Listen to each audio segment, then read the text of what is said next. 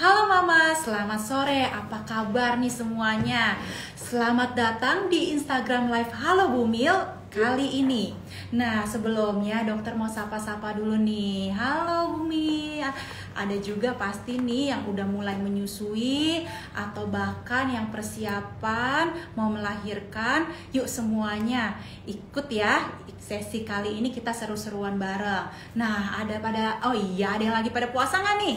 Nah, pas banget tuh justru sambil ngabuburit ikutan terus sesi ini sampai nanti pas waktunya pada berbuka puasa ya. Perkenalkan dulu, saya adalah Dr. Ria Puspitasari, seorang spesialis anak dan juga CIMI. Saat ini saya berpraktek di Rumah Sakit Ibu dan Anak Rumah Grand Family Pantai Indah Kapuk dan juga di Klinik Anak Pediacare di Green Lake. Hari ini aku bawa baby aku loh, ini dia si Lego. Nanti si Lego ini bakal bantu menjelaskan nih pembahasan kita hari ini. Sebenarnya apa sih yang mau kita bahas hari ini? Apa sih yang mau kita seru-seruan hari ini? Jadi dokter akan membahas mengenai tips and trick bagaimana caranya supaya semua mama-mama di sini sukses menyusui bareng si kecil. Karena banyak banget, dokter ngerti banget, banyak banget info-info yang beredar kadang-kadang justru bukan semakin membuat mama-mama semakin yakin atau bahkan justru membuat semakin galau. Nah, oleh karena ini dokter mau berbagi fakta-fakta nih bagaimana sih cara menyusui agar semua mama di sini berhasil baik secara DBF ataupun secara pumping. Nah, bagusan mana sih ini sebenarnya? Nah, buat mama-mama di sini jangan galau lagi. Yuk, semuanya ikutan ya, buka catatannya. Kalau ada pertanyaan boleh ini nanti ditulis. Nah, supaya pada saat sesi pertanyaan dokter bisa jawab biar mama di sini semuanya lebih jelas. Oke? Yuk, sebenarnya kan di sini langsung aja dokter mulai ya. Dokter sedikit memberikan penjelasan bahwa semua mama di sini dokter pun yakin semuanya tahu bahwa ASI merupakan asupan yang terbaik untuk si kecil. Dari mulai dia lahir sampai 6 bulan, ASI merupakan asupan yang sangat penting untuk bayi. Oke, mama pasti semua setuju di sini kan ya.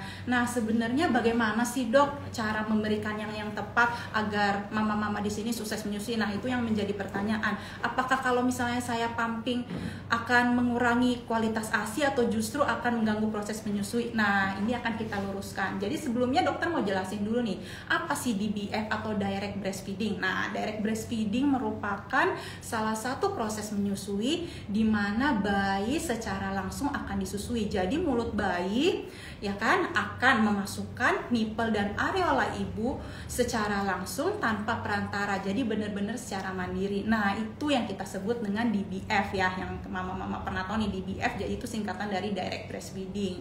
Jadi apa sih manfaatnya direct breastfeeding? Kenapa kita harus melakukan hal itu?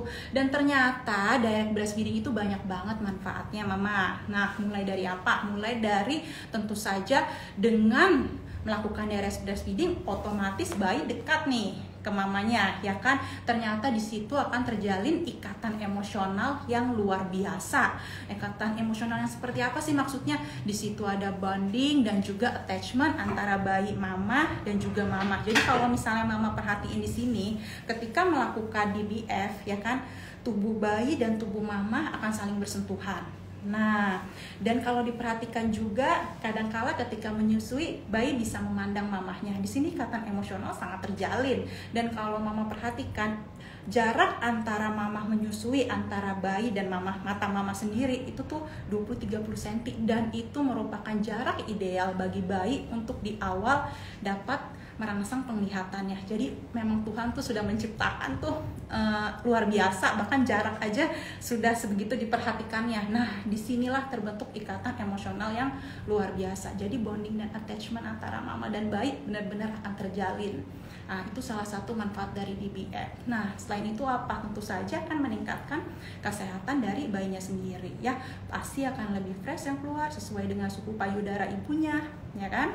Nah, selain itu juga yang perlu diperhatikan dengan dia mengenyot langsung ke payudara ibu, ternyata otot-otot di mulut bayi ini ternyata ada 11 otot ini akan terangsang. Jadi agak sedikit berbeda memang dengan dia mengenyot lewat botol. Ternyata otot dan saraf di dalam mulut bayi ini akan lebih banyak yang terangsang ketika melakukan DBF. Nah, ternyata kesehatan itu juga tidak hanya dimiliki oleh si bayi, tetapi juga dimiliki oleh ibunya. Karena ketika menyusui, nanti menurut penelitian dikatakan akan membantu ukuran rahim si ibu kembali lebih cepat ke normal atau ke asalnya. Luar biasa kan? Nah, terus apa lagi ya? Oh iya, dari DBF juga ternyata akan merangsang produksi ASI lebih banyak dan juga lebih lancar, ya kan? Karena pengosongan payudara paling baik itu dilakukan oleh siapa? Dilakukan oleh bayinya sendiri. Jadi mama-mama di sana nih yang payudaranya lagi ngerasa gerenjel-gerenjel, ya kan? Udah dikompres hangat, Dok. Iya. Udah dipompa, Dok. Iya, tapi kok masih? Iya, benar, pengosongan paling baik itu dilakukan oleh bayinya sendiri. Jadi dengan mama-mama di sana melakukan DBF, otomatis pengosongan akan lebih lancar, produksi ASI pun akan meningkat. Nah, ya kan? Tapi kadang-kadang dokter ngerti gitu. Maksudnya DBF kayaknya dokter gampang banget nyampein yang asik bayi lahir DBF gitu. Memang tidak semudah yang dibayangkan.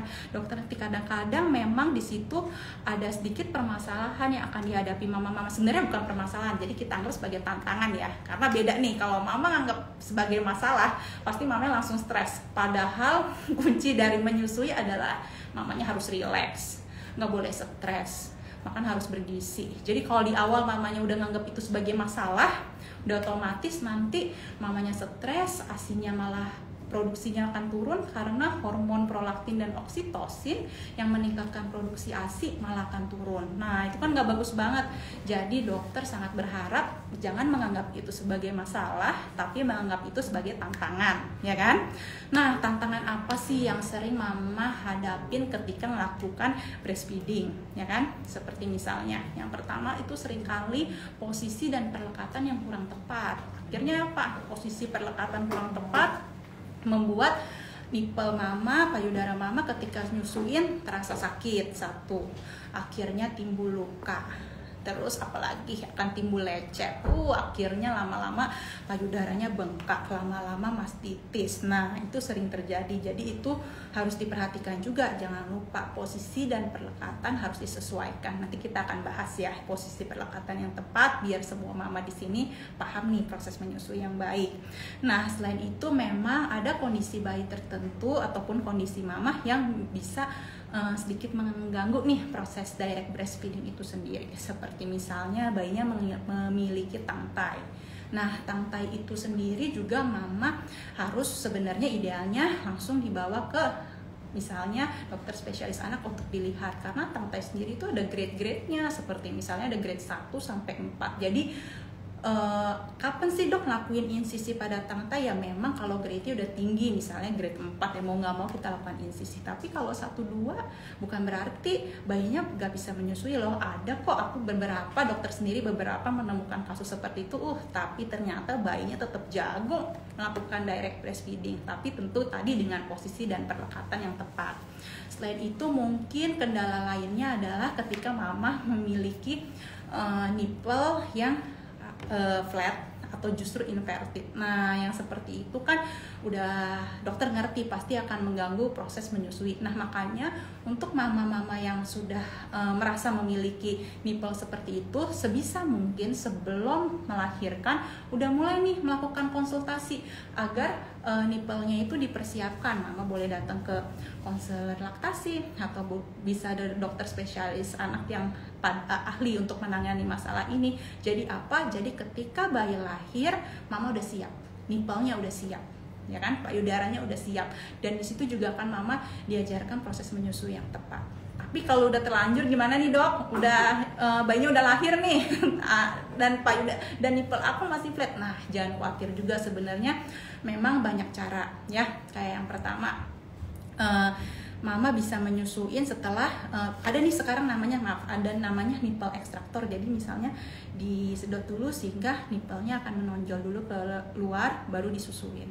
Atau bahkan mama bisa menyusuin setelah sedikit memompa. Pasti mama di sini kalau ada yang pumping pasti ngerasakan setelah pumping nipple-nya lebih nonjol. Nah, itu juga bisa.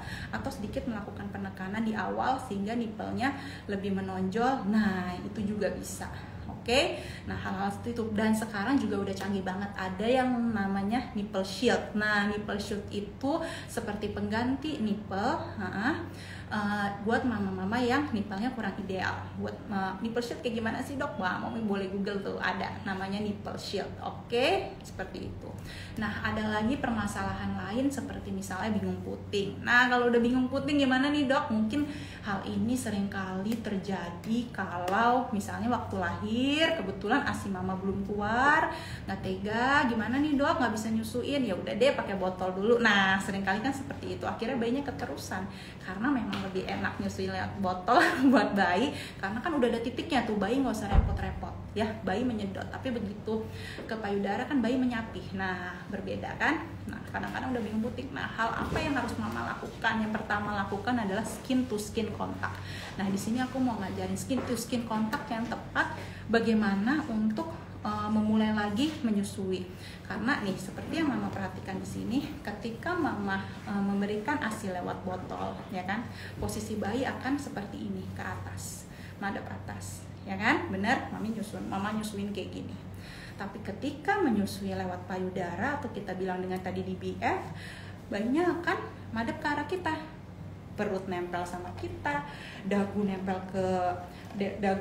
ke payudara mamanya, ya kan, posisi akan berbeda. Nah, seringkali kalau kita bilang skin to skin kontak, mamanya suka salah paham nih. Jadi ya kan, mamanya tetap gini posisinya, skin to skin kontak. Nah, bayinya nggak akan dapet feel-nya tuh mengenai DBF-nya.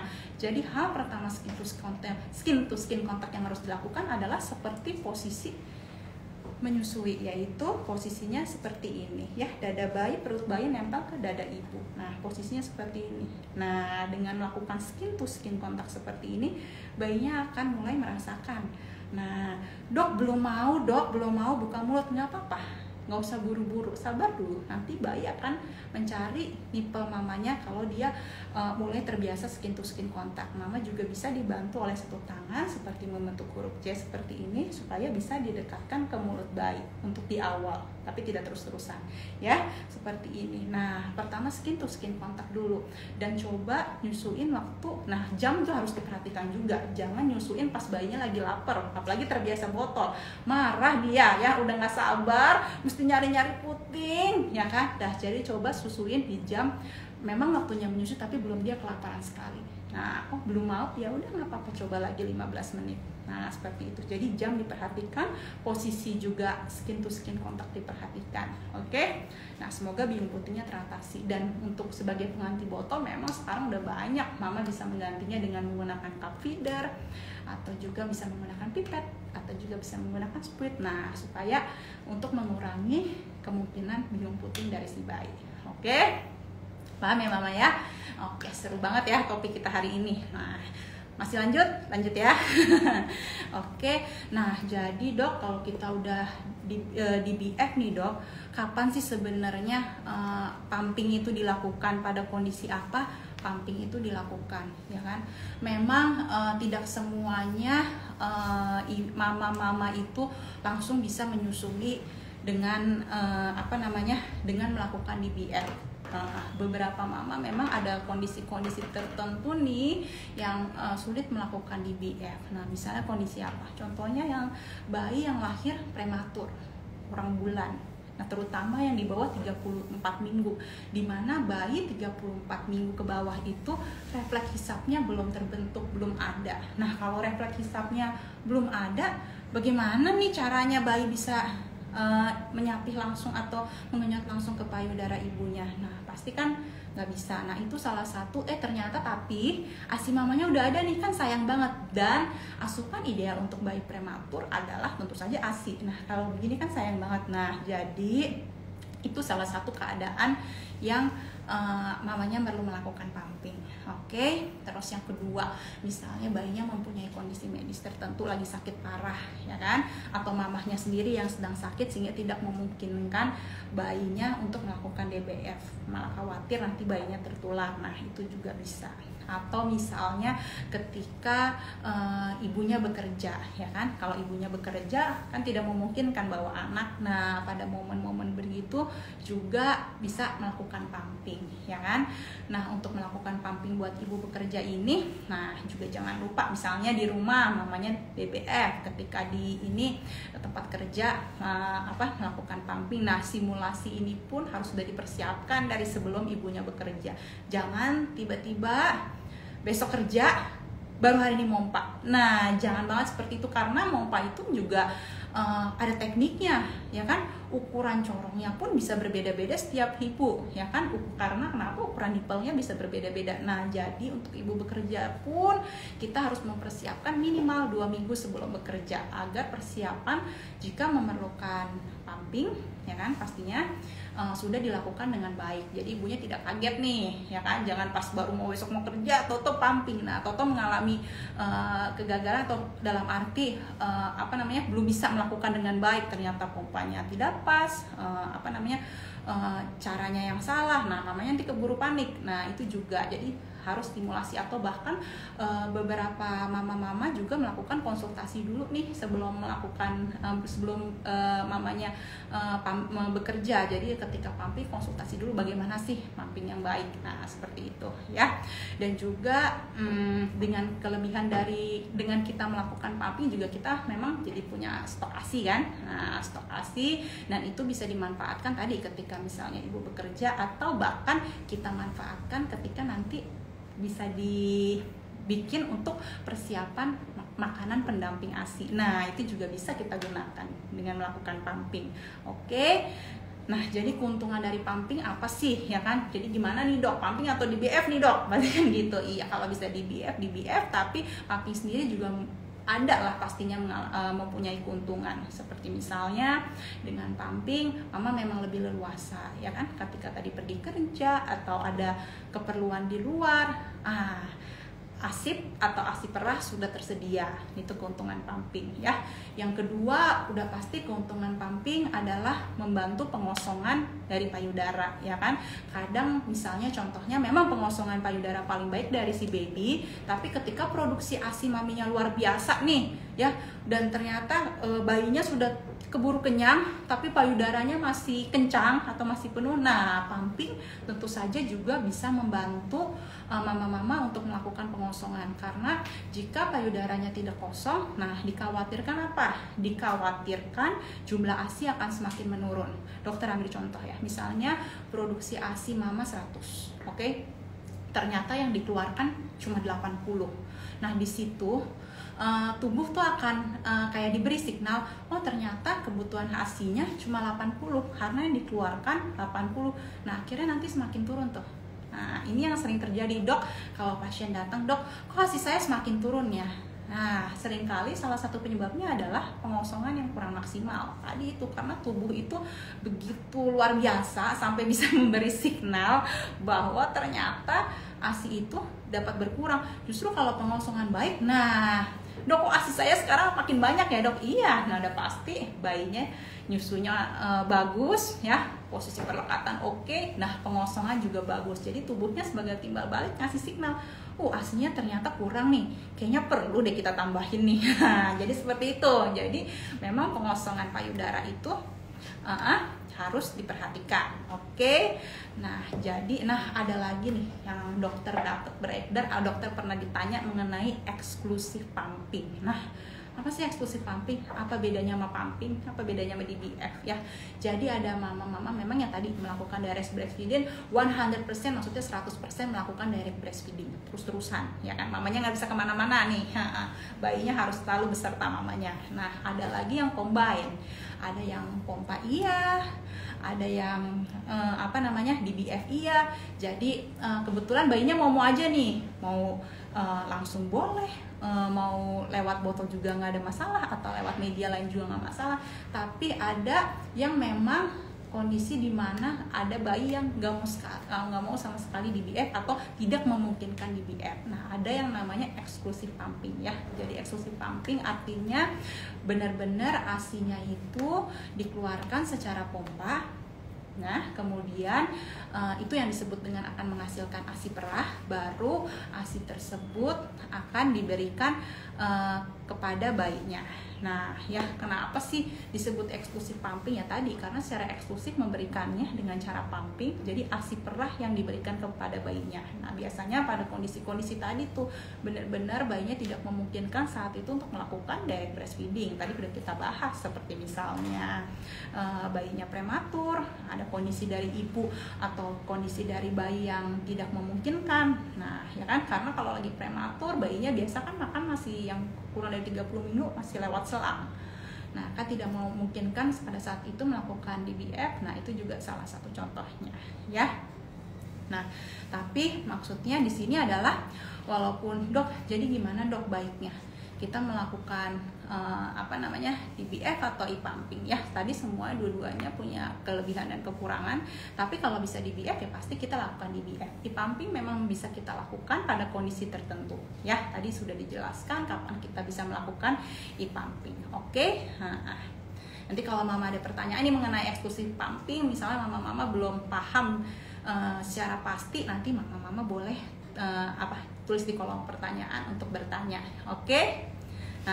Nah, jadi gimana nih dok buat mama-mama yang mau sukses menyusui secara direct breastfeeding? Dokter akan memberikan tipsnya ya.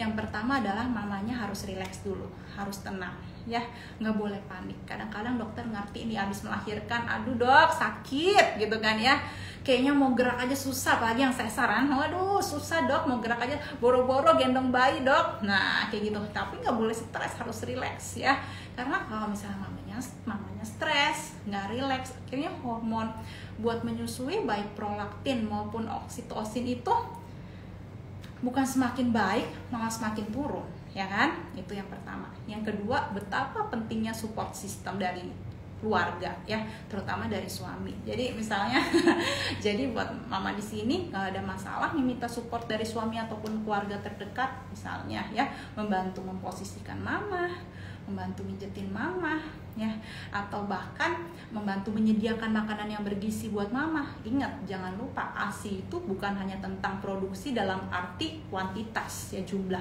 tapi kualitas pun harus dijaga. Aku nggak sedikit yang dapat, dok ASInya banyak, bayinya minumnya banyak, kok berarti nggak naik? Jangan-jangan kualitas ASInya nggak bagus. Hind milknya, tahu kan mami hind milk ya, yang munculnya belakangan itu yang isinya lemak nggak banyak, akhirnya apa, beratnya bayi nggak naik. Nah itu juga harus diperhatikan nih, jadi makanan bergizi. Makanya ketika mama misalnya perlu melakukan konsultasi laktasi, bawa suaminya. Nah jadi suaminya juga bisa ikut nih dinasihatin sama dokternya, apa sih support apa sih yang dibutuhkan oleh seorang ibu. Oke? Nah seperti itu. Dan jangan lupa lagi, dokter balik lagi jelasin posisi dan perlekatan. Mungkin mama-mama di sini udah sering baca ataupun cari informasi mengenai posisi dan perlekatan, sampai bosen kayaknya mungkin mama, tapi dokter perlu mengulang agar lebih jelas dan agar semua mama-mama di sini tetap memahami secara pasti ya, karena dokter akan mencoba untuk mempraktekkan langsung. Kalau nggak kan biasa mama baca nih, nah ini dokter akan mencoba mempraktekkan langsung posisi dan perlekatan yang tepat seperti apa. Posisinya jangan lupa mamanya harus rileks nih, terserah mau bersandar boleh ya kan, mau agak ke depan, pokoknya posisi mama harus nyaman dulu. Kaki jangan gantung, boleh pakai bantuan bantalan boleh, tapi yang penting posisi mamanya harus nyaman. Karena kalau biasanya mama yang baru lahir masih tegang nih, masih kaku banget, nah akhirnya nggak rileks, nah itu juga nggak akan membuat mamanya berhasil. Jadi pertama rileks dulu ya, boleh sendera, santai aja boleh ya, posisi mamanya seperti itu. Nah yang kedua baru kita memposisikan bayinya. Tadi aku udah bahas jelas sebenarnya, tapi nggak apa-apa kita ulang. Jadi posisi bayinya seperti ini ya, jangan lupa selalu dekat ke arah mamanya, baik perut bayinya dekat ke perut mamanya, jadi bukan dekat tapi menempel. Oke, posisi bayi harus seperti ini. Dan jika mama perhatikan, posisi dari telinga, pundak, pinggul semuanya satu garis lurus. Oke, nah seperti ini ya, ini posisi yang tepat, bukan tadi seperti ini. Nah ini posisi mama nih waktu ngasih dot, ini salah, karena ketika seringkali adalah posisi seperti ini, akhirnya apa? Akhirnya lehernya doang yang menengok. Sekarang dokter mau ajak mama-mama di sini buat nengokin kepala ke kanan. Terus telan ludah. Susah nggak? Susah kan? Nah, sekarang mama meluruskan kepalanya ke depan, telan ludah. Nah, pasti beda kan rasanya kan? Nah, pasti berbeda. Ketika miring, kita sulit untuk melakukan penelan, tapi berbeda sama ke depan. Nah, sama intinya adalah seperti ini. Ketika bayinya seperti ini, lehernya doang yang miring, akhirnya apa? Akhirnya bayinya kesulitan untuk menyedot, bayinya kesulitan untuk menelan ASI-nya. Kuncinya dapat ya mama. Jadi nih, keadaan seperti ini. Jadi tadi diingatkan lagi, posisi harus seperti ini. Bayi harus tegak lurus. Mau posisi apapun itu. Posisi yang paling gampang memang posisi cradle. Apalagi buat mama-mama yang baru belajar. Tapi kemarin ada pasien yang posisi nipple-nya berbeda. Kita bisa melakukan namanya football position, juga bisa seperti ini. Nah, nanti mamanya makin jago nih. Ini juga tetap prinsipnya sama, garis lurus. Oke, ada lagi posisi yang seperti ini, leg back. Nah, ada. Nanti mamanya udah makin jago lagi nih, bisa sambil tiduran. Tapi semuanya prinsipnya sama ya, mau posisi seperti apapun, bayinya garis lurus. Oke, ngadep ke mamanya. Oke, kepalanya. Oke. Nah, kemudian ketika posisinya sudah tepat, mama kalau ini menempel ke mama ya, mama nggak usah khawatir kalau misalnya dia akan tertutup napasnya. Kalau bayinya tertutup napasnya, karena itu sering banget, dok kayaknya kalau bayinya kayak gitu jadi nggak napas deh. Nggak usah khawatir ya. Kalau nggak napas dia nggak mungkin ngenyot. Oke. Ya. Kedua yang perlu kita perhatikan selanjutnya perlekatan ya. Perlekatannya gimana sih dok ya? Jangan lupa perlekatannya yang masuk itu bukan nipple doang. Itu jangan lupa, tapi areola juga harus masuk, ya kan? Areola juga harus masuk. Nah, areola tapi yang perlu diperbaiki dari mitos yang beredar adalah, dok katanya areolanya harus masuk semua. Enggak ya, sekarang areola setiap ibu ukurannya berbeda-beda nih, ya kan? Nah, karena berbeda-beda, jadi nggak bisa kita samaratakan, oke? Paling nggak areola setengah sampai 2/3 masuk. Nah, seperti ini, bayinya terbuka lebar, bibir bawah ke arah luar seperti itu, mendobel ke arah luar. Nah, baru didekatkan seperti ini, dagu nempel ke payudara, gak usah pusingin soal hidungnya. Oke. Nah, seperti ini maka bayi akan menyapih dengan baik, dan pipi pun nanti mama nggak lihat, nggak kempot. Dan ketika mengenyot, suara yang boleh terdengar itu adalah suara bayi menelan. Oke, bukan suara. Kalau suara yang timbul dah, nah otomatis pasti perlekatannya kurang tepat. Nah, nanti takutnya timbul luka di nipple ibunya dan sebagainya. Oke, jadi itu yang harus diperhatikan ya. Dan jangan lupa, salah satu dari tips suksesnya adalah menyusui satu payudara sampai payudaranya kosong. Jangan pindah-pindah. Kadang-kadang, dok, aduh lagi nyusuin, payudara yang kanan ikut netes nih, pindah dulu ya. Netes lagi, pindah lagi. Akhirnya apa? Akhirnya justru bayinya mendapat ASI yang tidak ideal. Karena kenapa? ASI itu kan seperti yang mama pasti di sini udah tahu, bagian depan itu isinya formilk, bagian belakang itu baru muncul hindmilk. Formilk itu kuat kira-kira setiap mama berbeda, bisa 10-15 menit baru keluar hindmilk.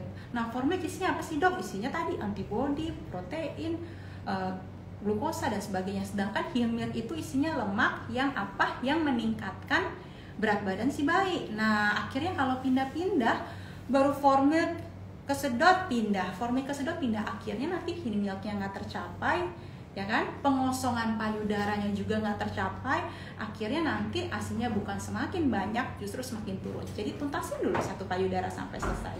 Oke? Paham ya mama? Tapi tetap itu ya, harus terlalu rileks ya. Oke, tadi untuk selanjutnya kalau mamanya masih pumping nggak ada masalah, tapi jangan lupa untuk pumping mama jangan lupa selalu komitmen, karena kadang-kadang mulai kendor nih, nanti di awal masih semangat, lama-lama pumpingnya berkurang, pumpingnya makin kendor. Nah, akhirnya apa? Akhirnya nanti ASINya juga makin turun. Jadi untuk pumping sendiri pun pilih corong yang ideal, dan jangan lupa tadi apa? Komitmen ya, sesuaikan dengan jadwalnya supaya produksi ASI tetap baik. Oke, nah paling itu aja sih edukasi sekilas dari Dokter Ria ya. Nah, buat mama-mama di sini, kalau ada pertanyaan segera tulis. Jangan lupa ya tulis namanya. Kalau masih bisa tulis usia bayinya biar lebih jelas juga boleh disampaikan. Oke, dokter cek dulu nih, udah ada pertanyaan yang masuk belum ya? Oke. Oke, wah udah ada pertanyaan yang cepet banget nih dari Mama Desanti. Wah, makasih ya Mama atas pertanyaannya, udah gabung juga nih di live Halo Bumil. Seneng banget Dokter Ria. Di sini pertanyaannya, gimana caranya biar saat melahirkan ASI sudah ada, Dok? Oke, ya. Jadi memang setelah melahirkan itu produksi awal yang ada itu namanya kolostrum, ya, kolostrum. Dan memang setiap mama itu ASI akan keluar itu di hari-hari yang berbeda. Ada yang 2-4 hari. Oke. Nah, itu memang bervariasi. Ada nggak mama yang lebih cepat? Ada, biasanya, tapi bukan anak pertama, anak kedua, anak ketiga. Nah, jadi gimana dok supaya ASINya tetap ada? Nah, supaya tetap ada gimana dok? Nah, itu tadi kuncinya. Mama harus komitmen untuk tetap melekatkan bayi ke payudara mama untuk disusui setiap 2-3 jam sekali. Oke, karena dengan itu mama memberikan stimulasi juga ke payudara mama untuk memproduksi ASI. Jadi kuncinya apa? Kuncinya tadi ya, komitmen untuk terus menyusui per 2-3 jam. ASINya belum keluar-keluar dok? Iya, tunggu aja karena setiap mama berbeda. Dan mama nggak perlu khawatir karena ketika bayi baru lahir tadi ukuran lambung masih kecil banget, sekecil buah ceri, masih 5 cc. Jadi memang kebutuhan ASINya juga masih sangat minimal. Oke? Nah, selanjutnya ada pertanyaan lagi dari Mama Sultisal Sabila ya. Halo Mama, dok bayi usia 3 bulan normalnya menyusui harus berapa kali ya? Oke, ini saya anggap maksudnya yang ditanya adalah menyusui ASI ya. Nah memang ketika di IVF itu kita nggak bisa memastikan nih berapa ya kayak gitu, karena sebenarnya kalau di IVF itu on demand and on supply. Jadi maksudnya apa? Sesuai dengan permintaan bayinya. Tetapi kita di sini bisa memakai patokan untuk 3 bulan itu kurang lebih bisa 100-180 ya, bervariasi setiap anak ya, 3-4 jam. Jadi udah nggak per 2 jam atau bahkan per jam sekali. Jadi kalau mama masih per 1 jam per 2 jam, nah perlu diwaspadai apakah bayinya tadi menyusuinya tidak terpuaskan di IVF sehingga sebentar-sebentar minta, itu juga perlu diperhatikan. Oke, kita lanjut ya ke pertanyaan berikutnya.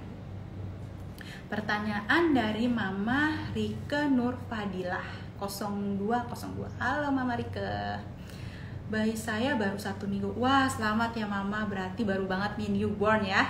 Tapi males banget buat nyusu, dia tidur dibangunin gak mau, gimana ya dok?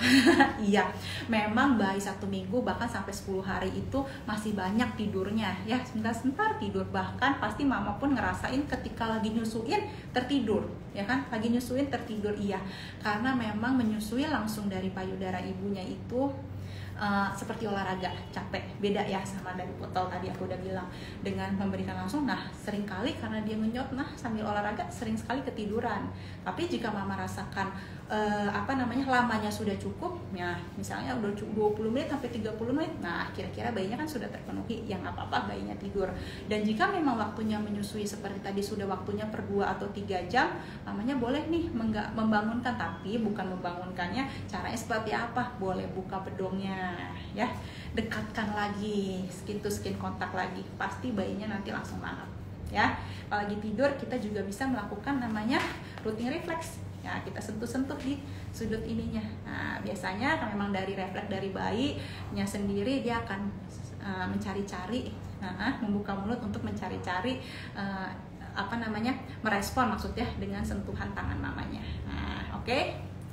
Selanjutnya kita jawab pertanyaan lebih lanjut ya. Pertanyaan dari Mama Alfisyah Rin. Gimana mengatasi bayi yang cuma mau ASI di payudara sebelah? Nah ini ya, ini seringkali terjadi. Biasanya jujur aja sejauh ini yang aku temuin, biasanya yang kesulitannya itu di payudara kanan, karena memang posisinya lebih sulit ya kan. Kita pun gendong sehari-hari dengan mudahnya nih, nenteng-nenteng di bayi dengan tangan kiri kita, bahkan bisa 1 tangan. Tapi ketika tangan kanan kok rasanya kaku banget. Nah sebenarnya yang perlu mama perhatikan di sini adalah posisi dan perlekatan yang kemungkinan kurang tepat sehingga bayinya nggak mau. Nah, karena memang kita pun tidak terbiasa seringkali kan mama-mama tidak terbiasa untuk melakukan menggendong, sehingga perlekatan dan posisi menjadi lebih sulit ketika melakukan di payudara sebelah kanan. Jadi sebenarnya bukan bayinya nggak mau, tapi belum mau. Nah kemungkinan tadi coba mama perhatikan lagi posisi dan perlekatan yang lebih ideal, yang lebih tepat Jangan kadang-kadang di kanan nih. Udah yang sering dokter bilang, madep sini, terus kepalanya doang yang nengok. Oke, nah itu juga perlu diperhatikan ya. Jadi posisi perlekatan coba Mama perhatikan lagi. Oh, nggak bisa dok, susah. Oke, Mama bisa coba posisi lain seperti misalnya football seperti ini juga bisa karena mengarahkannya lebih gampang. Oke. Selanjutnya ya, pertanyaan dari aku, seneng banget nih, ternyata banyak banget pertanyaannya, ternyata antusias mama-mama di Halo Bumi luar biasa. Makasih ya. Dari Mama Rian Niratih. Wah, jika puting lecet, apa sebaiknya kita tetap menyusui atau tunggu sampai puting susu normal kembali? Oke, itu yang sering terjadi ya. Kemungkinan puting lecet kan tadi perlekatan yang kurang pas, atau ketika menyusui si bayi itu areola kurang masuk, hanya nipelnya sehingga dimainin doang, akhirnya menimbulkan luka. Nah, tergantung sebenarnya. Kalau lukanya masih ringan, Mama masih bisa bertahan, sebaiknya tetap disusuin karena ternyata sebenarnya mulut bayi ASI itu sendiri juga dapat menyembuhkan. Caranya gimana? Dan ketika Mami mau menyusui, coba pencet dulu payudaranya, keluarin dulu ASI-nya, olesin dulu di nipel dan areolanya, baru susuin.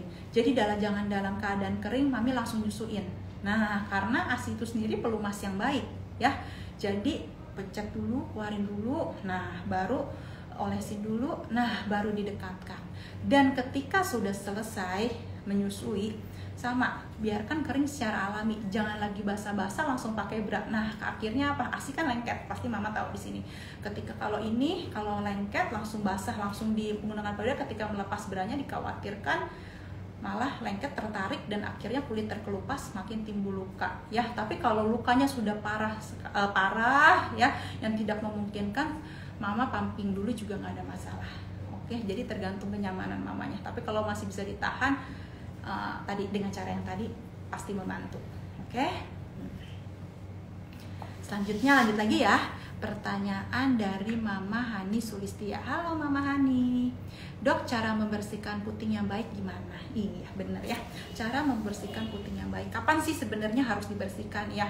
Aku pribadi tidak merekomendasi puting yang setiap nyusuin dibersihin. Akhirnya apa? Akhirnya jadi kering ya. Pembersihan dari puting yang ideal adalah ketika waktu Mama mandi, baru benar-benar dibersihin sela-selanya, itu dibersihin, diberi sabun ringan, sabun yang ringan non iritatif, nah dibersihkan. Nah, tapi ketika mulai menyusui, boleh tadi langsung dikeluarin ASI-nya, diolesin, atau tapi jika banyak kerak-kerak paling dengan kasa basah sedikit dibersihkan. Nah, keluarin ASI-nya baru didekatkan tadi gitu dengan air matang. Nah, seperti itu. Jadi yang benar-benar dibersihkan itu, yang sela-selanya itu biasanya dilakukan ketika mandi.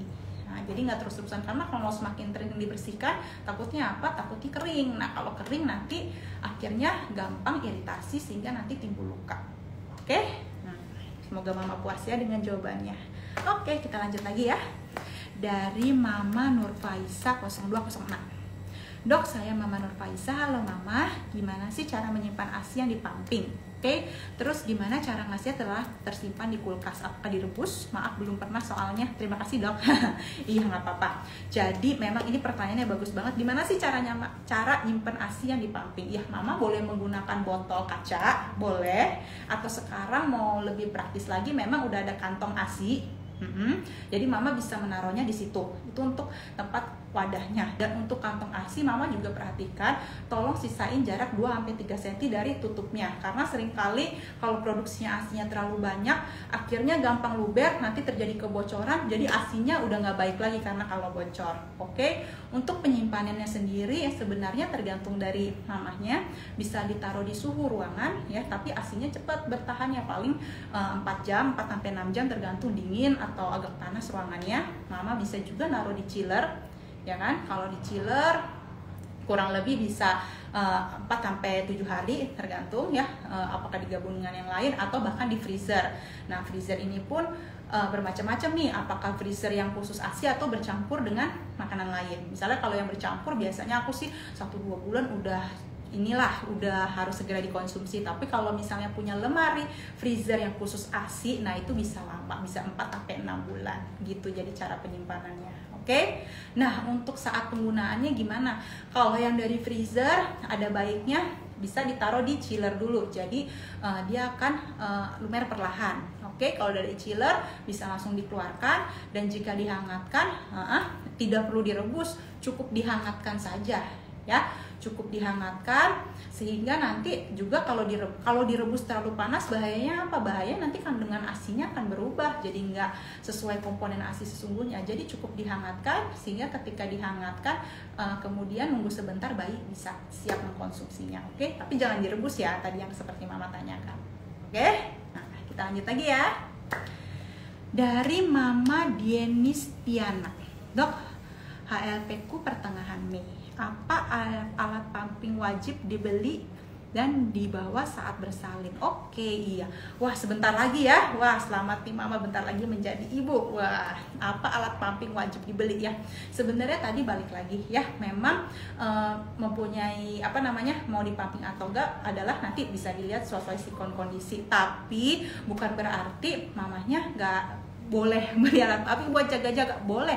Tapi sebenarnya di sini bebas Papa mau membeli yang seperti apa ya. Apakah mau membeli yang manual? Ada ya, yang electric pumping ada, yang satu juga ada, yang dua langsung ada, yang power pumping juga ada. Jadi balik lagi ke keinginan mamahnya seperti apa. Semuanya sama-sama baik ya, tapi memang kalau memang yang elektrik kan lebih praktis, Mami tinggal taruh, nggak usah pakai tenaga mompa-mompa gitu aja. Tapi yang perlu diperhatikan itu justru salah satunya adalah ukurannya ya. Ukuran yang harus diperhatikan, karena kalau ukurannya nggak tepat, terlalu kecil, terlalu besar, nah nanti juga pada saat melakukan pumping yang ASI yang dikeluarkan tidak optimal. Jadi yang paling penting diperhatikan tadi adalah jangan lupa ukurannya, ukuran corongnya ya, itu juga perlu diperhatikan. Oke, lanjut. Pertanyaan dari Mama Yulia Purnamasari 758. Aku punya pertanyaan kedua nih katanya. Oke, boleh. Dok, anak usia 8 bulan nyusunya kurang, makannya nggak lahap, BB-nya seret. Tips menyusui biar BB-nya naik. Itu pertanyaan pertama. Oke, aku jawab pertanyaan pertama dulu ya. Anak 8 bulan itu idealnya 40-60. Maksudnya apa Dok? Ya, 60% ASI, 40% itu makan, ya kan? Itu yang perlu ditekankan. Jadi kebutuhan 60% itu tetap lebih tinggi ASI. Nah, ASInya mulai kurang ya kemungkinan karena udah mulai MPASI, ya kan? Tapi yang perlu Mama perhatikan di sini, kenapa padahal 60% ASI kok BB-nya kurang? Apa jangan-jangan salah satunya kualitas ASI mulai turun? Karena ketika Mama di atas 6 bulan mulai makan, kadang beberapa Mama agak lengah nih, makannya mulai tidak terjaga, ya kan? Akhirnya karbohidrat kompleks kurang, protein juga kurang, akhirnya kualitas ASI jadi turun ya. Anak mulai emang idealnya tadi 60-40, yang tadinya 100% menyusui di usia 8 bulan 60-40 udah otomatis memang ASInya itu menyusuinya cuma 60%. Cuma Mama jangan lupa perhatikan juga kualitas ASInya. Nah, yang sering lengah ini kualitas ASInya. Nah, jangan-jangan ASInya Mama udah nggak oke. Apalagi kalau anak DBF, wah kan nggak tahu nih kita nih apakah sebenarnya produksi ASInya saat itu berapa. Nah, itu juga harus diperhatikan ya kan, ASI, karena 60% masih ASI, 40% juga katanya makannya nggak lahap. Nah, kalau soal makan nggak lahap ini kita harus perlu perhatikan, apakah tekstur mamanya kurang tepat sesuai keinginan bayi, atau rasanya yang kurang enak menurut si baby atau enggak lagi makan banyak distraksi, paling 3 atau enggak memang 8 bulan kan tumbuh gigi kan. Nah, itu juga bisa mengganggu prosesnya. Jadi Mama perlu perhatikan yang pertama kualitas dan kuantitas ASI ya untuk makanan. Nah, disesuaikan juga dengan kondisi si kecil saat itu. Wah ya, sediakan makanan yang bervariasi sesuai selera dia. Oke, tekstur disesuaikan. Jangan lupa rasa juga, jangan lupa, jangan takut pakai bumbu-bumbu. Oke? Pertanyaan kedua ya. Makanan bergizi buat busui yang harus dikonsumsi untuk meningkatkan kualitas. Wah, pas banget tadi, ternyata nyambung ya jawabannya. Iya, yang pertama karbohidrat kompleks, jangan lupa ya. Karbohidrat kompleks contohnya apa Dok? Kacang-kacangan ya, itu sangat baik banget untuk kualitas ASI ya, karena lemaknya juga bagus. Yang kedua adalah protein tinggi ya. Protein tinggi apa Dok? Terserah, mau daging, ikan, telur, boleh. Nah, karena itu untuk meningkatkan kualitas ASI. Sisanya apa? Sayur, buah, itu untuk tujuannya vitamin. Oke, makan makanan tinggi kalsium juga bagus untuk seperti contohnya dairy product, oke? Tapi protein jangan lupa sama karbohidrat kompleks. Nah, sisanya sayur buah, vitamin, dan jangan lupa salah satunya itu minum air minimal 8 gelas per hari. Bagaimanapun juga komponen ASI itu kan cairan ya, jadi air putih juga tidak boleh lupa. Oke? Lanjut ya. Pertanyaan dari Mama Janita. Dok, saya hamil 22 minggu. Oke, tapi ASI udah mulai keluar. Apakah tidak apa-apa? Wah, justru Mama sangat beruntung, ASInya udah mulai keluar. Tidak apa-apa. Memang beberapa mama-mama ini memang ada yang produksi ASInya dini gitu. Jadi sebelum melahirkan bahkan udah keluar ASI. Jadi nggak apa-apa nggak dok? Ya nggak apa-apa ya. Tapi tetap tadi jangan lupa ya, tetap payudaranya akhirnya tetap dibersihkan ya, tetap dibersihkan. Untuk ASInya tidak perlu di massage seperti itu, tidak perlu karena takutnya nanti merangsang kandungannya, persalinannya ya. Jadi tidak perlu dirangsang-rangsang seperti apa, tidak apa-apa ya. Lanjut ya. Dari Mama Alwia, cara kembaliin anak untuk mau DBF setelah sering menggunakan DOT. Iya, nah ini sering banget aku dapet dan bisa nggak? Bisa ya. Ini makanya tadi aku bilang ini merupakan karena DBF ini kan merupakan suatu proses yang luar biasa ya, proses alami ya antara ibu dan anak. Pasti bisa nggak? Bisa. Jadi yang pertama kali Mama harus lakukan adalah skin to skin kontak. Oke, skin to skin kontak udah pasti tadi seperti aku udah bilang, tapi mungkin aku ulang sedikit buat mama-mama yang baru bergabung ya, takutnya ada yang ketinggalan. Tadi skin to skin kontak, jangan lupa yang perlu kita perhatikan adalah posisi ya, posisi. Nah, seperti ini. Oke. Bukan seperti ini ya, karena posisi gini kan posisi waktu Mama memberi DOT, tapi ketika memberikan DBF posisi akan berubah seperti ini. Oke, jadi skin to skin kontak pun yang dilakukan dengan posisi seperti ini ya, bayi nempel ke perut ibunya tadi seperti tadi. Dok belum mau dok, nggak apa-apa, nggak usah dipaksa, lakuin aja sesering mungkin skin kontak, terutama pada waktunya dia minum susu. Oke, pada saat waktunya dia menyusui. Belum mau dok, jangan dipaksa, nggak apa-apa. Nanti itu akan timbul secara alami sambil kita bantu sedikit-sedikit arahkan nipple kita ke mulutnya. Tapi jangan dipaksa. Dan kuncinya adalah jangan menyusui pada waktu apa? Pada waktu bayinya sudah sangat lapar. Oke, karena ketika sudah sangat lapar, udah dijamin bayinya udah marah-marah, udah nggak sabar, dia udah nggak terbiasa menyusui. Nah, akhirnya nanti malah semakin tidak berhasil, mamanya semakin stres, bayinya nggak mau dok, gitu kan? Nah, enggak, tenang aja ya, tenang aja. Jadi coba susuin, jadi sebelum bayinya terlalu lapar. Oke, belum mau, coba lagi 15 menit. Oke, dan ketika pakai DOT, Mama jangan lupa usahakan orang lain nih yang ngasih, jangan mamanya sendiri, karena supaya di bayangan dia, di pikiran dia, ketika sama mamanya itu skin to skin kontak, ketika sama mamanya itu DBF. Oke, jadi untuk memberikan asupan dengan botol ataupun dengan media yang lain, boleh minta bantuan orang lain, terserah ke keluarganya atau ke ada orang yang bisa membantu, supaya ketika ketemu mamanya di pikiran dia selalu tahu 1 DBF, 2 skin to skin kontak. Oke, semoga membantu. Semangat. Lanjut ya. Dari Mama Ululip. Oke, dok, bagaimana cara menyusui untuk bayi dengan bibir sumbing? Oke, jadi memang bibir sumbing ini ada grade-grade-nya juga ya, tapi tergantung. Nah, tergantung nih mamanya, bibir sumbingnya kondisinya seperti apa gitu kan. Tapi kalau memang yang sampai dalam tidak bisa ya, tapi mamanya mempunyai produksi ASI, dikaruniai produksi ASI yang luar biasa, mama bisa tadi bantu dengan pumping. Oke, bisa bantu dengan pumping ya, karena kan kalau misalnya tapi kalau misalnya dia yang ringan, nah bisa dibantu dengan pumping, dengan DOT biasa itu bisa membantu. Oke, tapi kalau misalnya pumpingnya udah yang sampai dalam tipenya, memang ada DOT khusus seperti itu. Tapi kalau misalnya mama mau coba dulu, bisa dilakukan seperti ini. Pernah kok dapat, tapi dia yang memang yang ringan. Jadi balik lagi nih, emang harus dilihat dulu kondisi bayinya. Jadi untuk saya sarankan untuk mama tadi yang jadi boleh dibawa untuk konsultasi dulu, boleh ke konselor laktasi atau dokter spesialis anak yang menguasai di bidang ini. Aku saran seperti itu, biar dilihat kondisinya, posisi dan pelekatannya seperti apa. Karena kadang kita susah nih menilai kalau lewat sini. Oke? Nah, Lanjut ya. Mama Ibnah Darwi 149. Apakah boleh selang-seling antara ASI dan sufor, dok? Oke.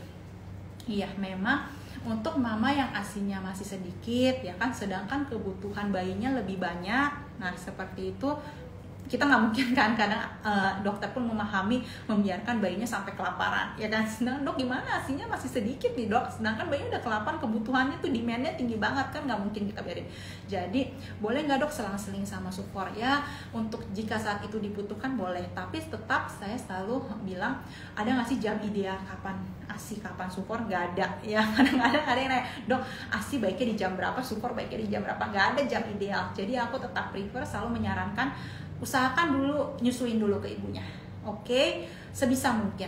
Nah, ketika bayinya memang ternyata masih lapar atau memang masih belum puas, nah pada saat itu bisa ditambahkan dengan sufor, tapi bukan sebagai, maksudnya saat itu sebisa mungkin bukan sebagai pengganti di malam hari baru sufor, ini bukan seperti itu, oke? Jadi usahakan dulu tetap supaya produksi ASI mami meningkat, karena kalau seperti itu nanti produksinya turun, oke? Paham ya? Lanjut ya. Yuk. Dari Mama Dea. Yuk. Halo Mama Dea.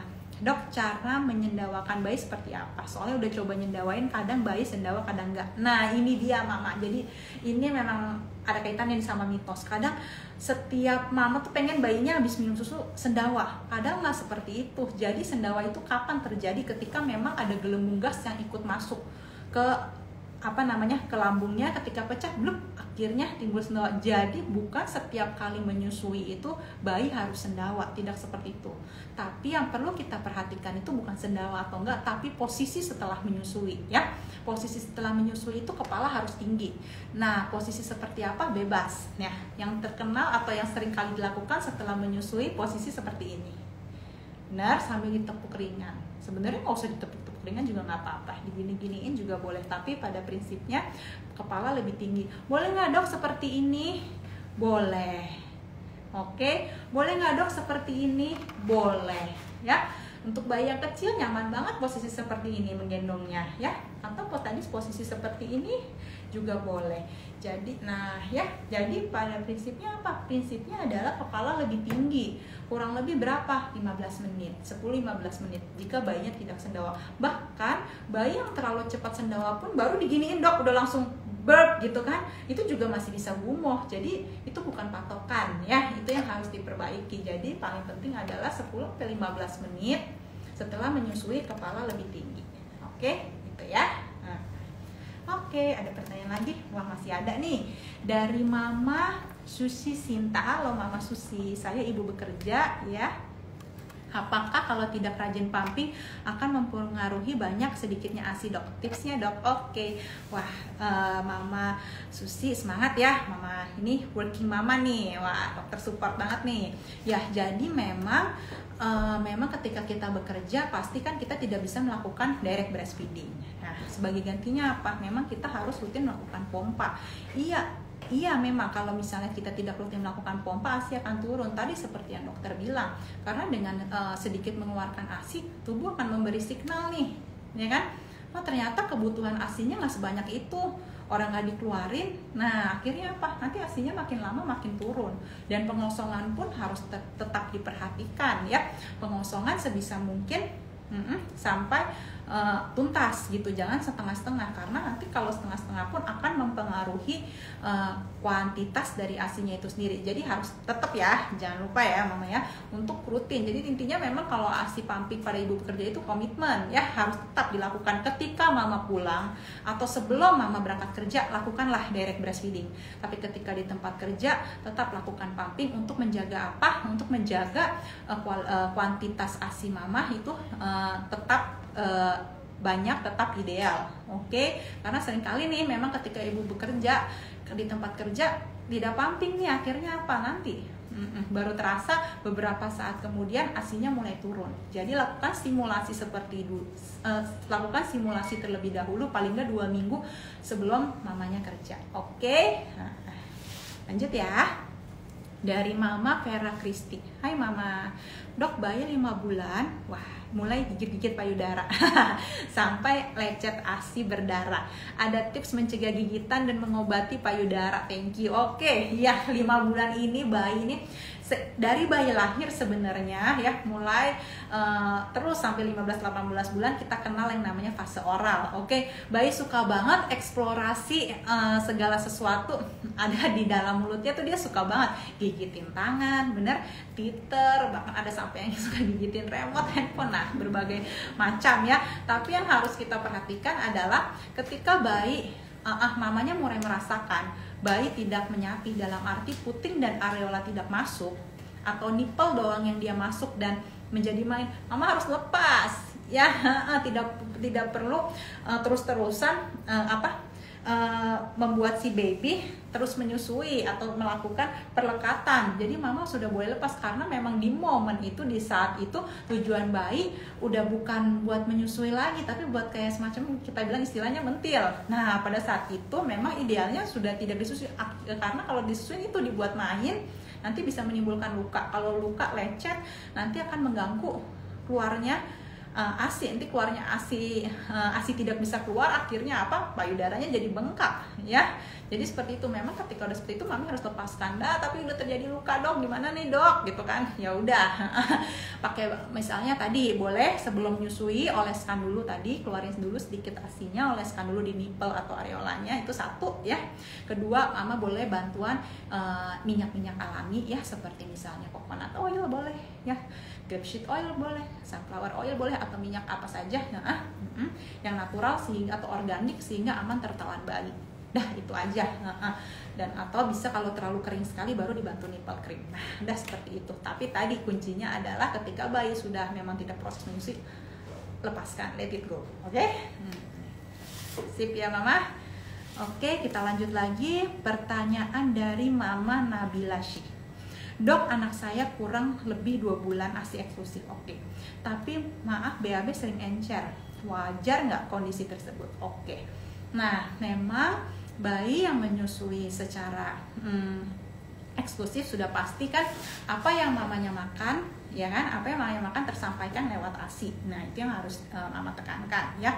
Dan memang ASI itu lebih gampang dicerna dan sehingga lebih gampang juga dikeluarkan. Oke, jadi beberapa mama itu memang kadang menganggap bahwa waduh kayaknya bayi saya diare dan kok sering banget. Enggak, mama jangan salah, bayi yang menyusui secara eksklusif atau ASI full itu masih wajar untuk BAB 10-14 hari sekali ya.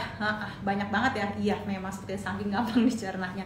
Tapi yang perlu kita perhatikan, nah kecuali tadi kok rutinitas setiap hari udah 2 kali sehari atau 3 kali sehari, tiba-tiba jadi 10 kali, kok ada perubahan warna, kok berubah, nah itu baru mama boleh konsultasikan. Tapi kalau memang sehari-hari rutinitasnya seperti itu, cair, tidak apa-apa. Bahkan ada yang berbentuknya pasti biji-bijian ya kan, mama di sini ada yang bentuknya bulat-bulat kecil. Nah itu semuanya masih wajar. Oke? Nah, wah, kayaknya udah ini nih ya. Wah, seru banget nih hari ini nih. Tapi tadi, aduh mohon maaf banget, merupakan pertanyaan terakhir yang dokter ya bisa jawab. Mengingat waktu yang terbatas, aduh maaf banget ya. Karena ternyata tidak terasa, dokter udah ngoceh-ngoceh nih. udah hampir 1 jam. Mudah-mudahan penjelasan yang tadi dokter ya sampaikan bermanfaat. Satu, jelas buat semua mama-mama di sini ya, luar biasa. Dokter senang banget bisa berbagi di sini ya. Kuncinya dokter selalu di sini. Dokter mau sampaikan terima kasih buat mama-mama yang udah hadir di sini, buat semua perjuangan mama-mama yang sebegitu niat ingin membuat anaknya menjadi sehat, yaitu melalui menyusui. Dokter ya sangat berterima kasih semuanya. Pasti mama di sini bisa memberikan ASI kepada anaknya, baik secara direct breastfeeding atau secara pumping. Tapi tujuannya dokter yakin satu ya, ingin membuat anaknya sehat ya. Oleh karena itu dokter ya mengucapkan terima kasih buat semua yang bergabung, dan buat mama-mama yang mengalami kesulitan ya, jangan sungkan ya, jangan malu untuk melakukan konsultasi. Ya, dokter ngerti setiap mama itu secara alami bisa menyusui, tapi menyusui adalah proses belajar, dan pada saat proses belajar itu dokter juga paham pasti di sana ada mengalami tantangan atau rintangan, tapi yuk mama konsultasi, kita hadapin bersama, kita selesaikan secara bersama, karena setiap permasalahan atau tantangan pasti ada solusinya. Oke ya. Nah, buat mama-mama yang masih ada pertanyaan, nah nanti boleh nih video ini habis ini diupload ya di IGTV-nya Halo Bumil. Mama boleh tulis lagi pertanyaan di situ, atau jika ada yang mama-mama yang ingin mendapatkan hadiah, di situ juga akan ada penjelasan bagaimana sih caranya ya. Oke, itu saja akhir kata. Saya Dr. Ria Puspitasari mengucapkan terima kasih buat mama-mama yang telah menyempatkan untuk mengikuti sesi live IG, sesi live hari ini bersama Halo Bumil. Semoga bisa bertemu lagi bersama Dr. Ria di sesi selanjutnya. Saya pamit diri, sehat selalu mama, selamat mengasihi, dadah.